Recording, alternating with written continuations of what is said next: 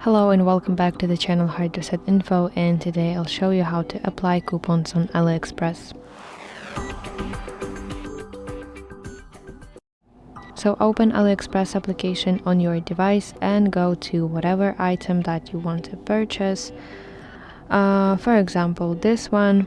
And now I want to proceed to my checkout page, so I press Buy Now button, select which exactly item I want to order and tap Continue. Scroll down to section Promo Codes, tap Enter, and this is where you can apply your coupon. But before using your coupon, you need to make sure that you know when you can use it. There are two things that you have to pay attention to. So if I scroll down to this line which is highlighted red, tap this arrow, I can see coupons that I can apply to this item.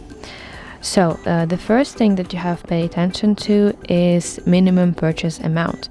So for example, this coupon can be applied for only orders more than $469, then I will get my $70 discount.